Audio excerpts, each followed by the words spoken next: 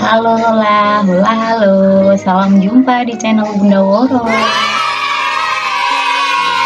Oke teman-teman, kali ini Bunda Woro sendiri ya, karena Elin sedang kencan dengan bapaknya Bunda Woro.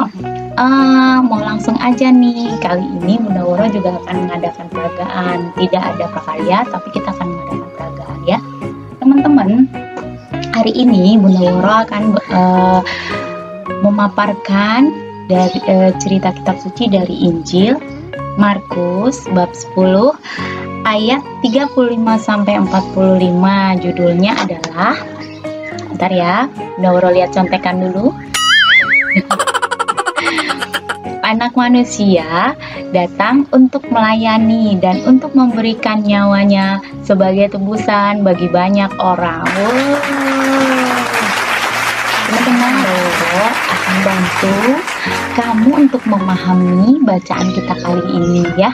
Teman-teman, Bunda Woro akan menggarisbawahi kata-kata Tuhan Yesus yang ini ya, dalam Injil ini ya.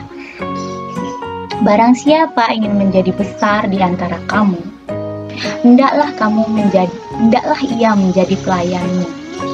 Dan barang siapa ingin menjadi yang terkemuka di antara kamu, hendaklah ia menjadi hamba untuk semuanya.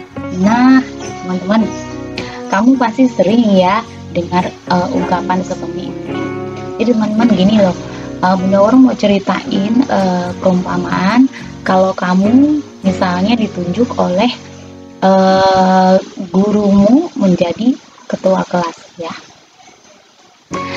Nah, untuk menjadi ketua kelas itu kan biasanya ada tugas-tugas tuh.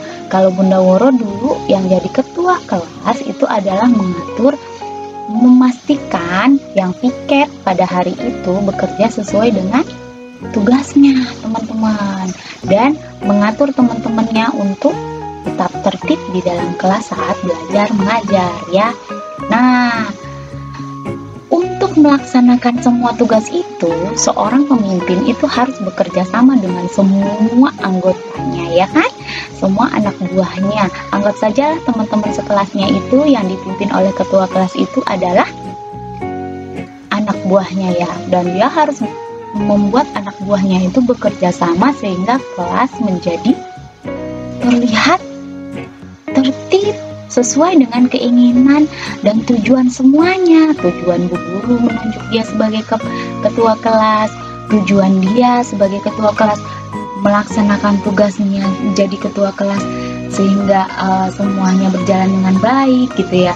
Terus menjadi keinginan semua anggota-anggotanya bisa bahagia, happy di dalam kelas gitu ya teman-teman ya. Jadi Bunda Woro mau bilang begini, asik nggak sih kalau ketua kelasnya gini? Ini misalnya ya, ini anak buahnya, hijau, pink, biru, dan orange. Nah, ini adalah anak buah ya dari Bunda Woro ya. Asik nggak sih kalau Bunda Woro bilang gini, hei biru, nanti kamu pulang sekolah harus jalankan piket kamu. Tugas kamu adalah nyapu dari sebelah sana sampai sebelah sana. Semuanya harus bersih ya. Apa yang dia lakukan? Pasti dia jalankan, tetapi dengan lembut.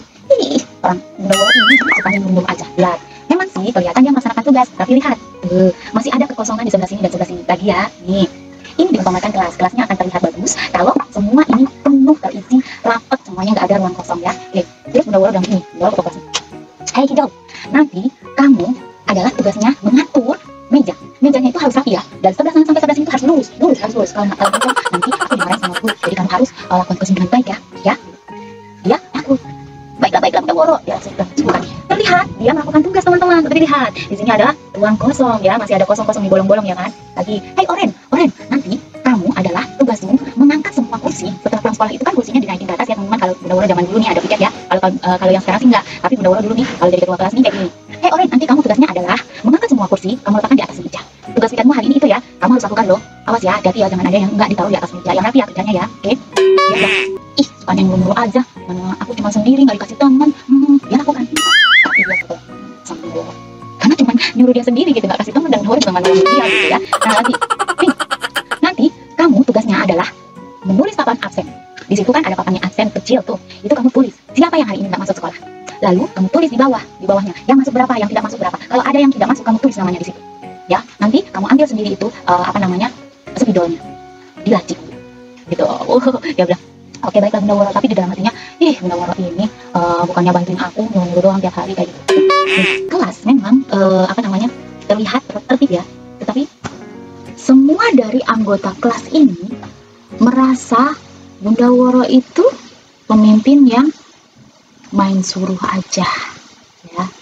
Nah, Tuhan Yesus di kitab suci kali ini ingin memberitahu bahwa kalau kita ingin menjadi pemimpin yang dicintai dan mereka bisa menjalankan tugas dengan lebih baik lagi, dengan senang hati dan tidak menciptakan dosa. Kan dosa loh mereka ini marah-marah di dalam hati.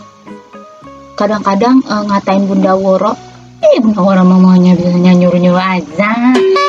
Aku mah capek jadi anak buahnya Bunda Woro gitu.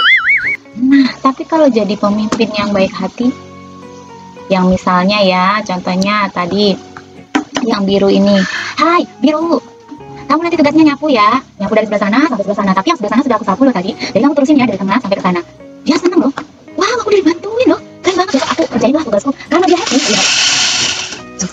Dia happy teman-teman, tidak ada ruang lagi, tidak ada celah untuk melakukan dosa, marah-marah sama Bunda Woro ini. Tapi dia bersyukur, dia melakukannya dengan senang hati. Tidak ada celah nih, kalau ada celah ini berarti ada rasa nggak senang, ada dosa yang bisa dilakukan, ada dosa yang bisa mengisi di ruang kosong ini. Yang marah-marah atau benci Bunda Woro sebagai pemimpin ya. Tadi, terus yang ini, yang hijau. Kalau yang ini, yang hijau ini tadi tugasnya apa? Tugasnya adalah merapikan meja ya. Nah, kalau jadi pemimpin yang disarankan oleh Tuhan Yesus begini loh, hei hijau, nanti kamu kan tugasnya merapikan meja. Nah, kamu kan nggak bisa tuh kalau sendiri capek, jadi nanti kamu yang merapiin, geserin, nanti aku yang di depan. Oh ya udah lulus, pindah ke situ yuk, udah lulus. Si hijau ini pasti akan senang, dia merasa terharu. Ya ampun, begitunya loh dia, padahal dia pemimpin loh, pemimpin tapi dia mau bantuin kerjaan aku. Besok-besok aku kerjain sendirilah, biarin aja, kasihan masa pemimpin mau bantuin aku beresin meja. Ya. Tuh, jadi di sini tuh tidak ada rasa dongkol, benci, sebel sama pemimpinnya tuh. Lihat, ini adalah rasa senang ya, karena Bunda Woro udah bantuin dia tuh. Itu dia teman-teman. Nah, dia melakukan tugas dan dia bahagia, tidak ada rasa sebel dan tidak ada dosa yang dilakukan. Lalu kemudian yang orange tadi tugasnya apa ya? Orange itu tadi tugasnya kalau nggak salah dia yang mengangkat kursi ya, mengangkat kursi ke atas meja gitu. Nah, caranya untuk menjadi pemimpin seperti yang Tuhan Yesus sarankan itu adalah begini, Orange, aku tugasin kamu untuk beresin kursi. Nanti aku bantuin ya. Nanti kalau misalnya memang aku belum bisa bantuin kamu, nanti aku suruh deh 2 orang teman lagi untuk bantuin kamu untuk angkat kursi. Atau nanti teman-teman yang duduk di kursi masing-masing akan aku suruh naikin kursi. Pada saat pulang kamu tinggal rapiin aja ya gitu. Dia seneng dong. Nah, jadi rongga-rongga ini tertutup dengan sukacita. Nih, Bunda Woro kasih sukacitanya. Berat. Bunda Woro telah memberi sukacita sebagai pemimpin karena mereka bisa menjalankan tugasnya dengan sukacita. Sekarang tinggal yang pink. Yang pink tadi adalah tugasnya disuruh untuk mengisi papan absen. Nah, disuruh untuk mengisi papan absen. Nah, papan absen itu telah dihapus nih sama Bunda Woro ketika jadi pemimpin. Yang disarankan oleh Tuhan Yesus itu melayani ya. Hey, si pink. Tadi aku sudah hapus tuh papan absennya. Nah, papan absen itu sudah aku tulis. Kalau semua masuk, nanti tinggal kamu hitung atau kamu lihat siapa yang tidak masuk, kamu tulis di situ namanya. Kamu kurangin aja ya jumlah siswa yang masuk dan nanti kamu kasih di situ udah aku tulis kok, tinggal kamu isi aja. Dia seneng dong. Wah, tugas aku jadi ringan nih. Oke. Tuh, lihat. Masuk deh sukacita deh. Siti menjadi happy dalam melaksanakan tugasnya. Dan teman-teman, lihat, penuh terisi semuanya ya. Tuh, terisi dengan sukacita tuh di dalam kelas. Teman-teman, adakah rongga di dalam sini? Tidak ada. Tapi semuanya melakukan tugasnya dengan baik dan happy. Tidak ada celah dosa di sini. Mereka melakukan dengan sukacita. Dan kamu tahu akibatnya apa? Akibatnya adalah semua teman-teman ini, anak buahnya Bunda Woro, akan merasa bahwa Bunda Woro itu memang pemimpin mereka. Begitu ya. Jadi kamu kalau mau jadi pemimpin, contohnya jadi ketua kelas, kamu harus seperti yang Tuhan Yesus katakan, menjadi pelayan dan hamba bagi semua orang ya teman-teman ya. Nah, ketika menjadi pelayan dan hamba bagi semua orang, orang-orang dan semua orang di sekitarmu itu akan senang padamu.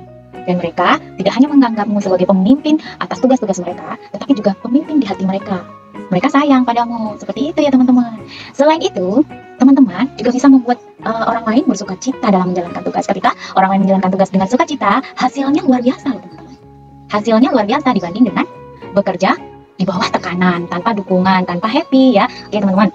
Jadi kamu tahu ya, kalau kamu ingin menjadi terkemuka atau paling besar di antara lain, kamu harus menjadi pelayan. Artinya, kamu harus membantu mereka untuk melakukan tugas mereka. Kamu harus membuat mereka bisa melakukan tugas mereka dengan mudah, ya. Itu seorang pemimpin yang baik, oke?